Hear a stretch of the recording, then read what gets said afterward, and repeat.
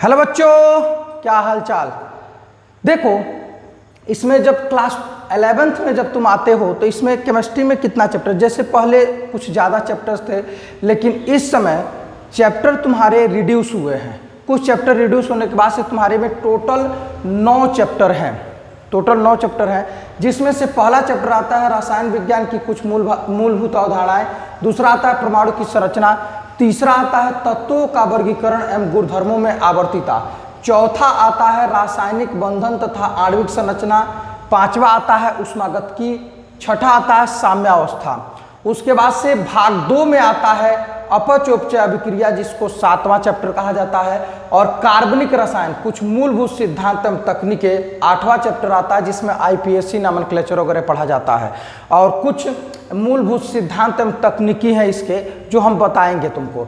और इसमें हाइड्रोकार्बन है, हाइड्रोकार्बन में एल्केन, एल्कीन और एल्काइंस आते हैं। ये तुम्हारा चैप्टर है। लेकिन तुमको जब तुम पहला चैप्टर एनसीईआरटी का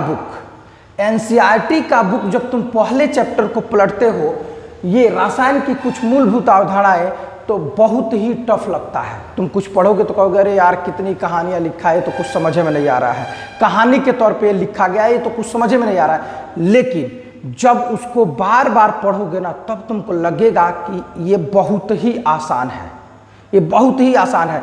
एनसीईआरटी केवल उसमें लाइनें लिखी गई हैं, जब तुम एक एक लाइन में बार बार स्टेटमेंट को पढ़ोगे तब तुमको लगेगा कि नहीं ये टफ नहीं दिया है, बहुत ही आसान दिया। लेकिन ऐसे पलट के तुम पहले और दूसरे पेज को देखोगे तो लगेगा बहुत टफ है, लेकिन ऐसा टफ है नहीं।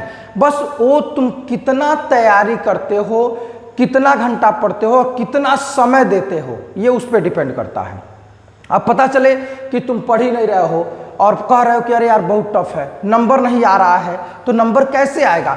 जब उस पर टाइम दोगे, एक ही क्वेश्चन को बार बार लगाओगे, तब लगेगा कि हाँ अरे यार ये क्वेश्चन हम देखे हैं कहीं, ऐसे क्वेश्चन को हम इस तरीके से लगा सकते हैं, इसमें ये वैल्यू दिया है, ये वैल्यू दिया है।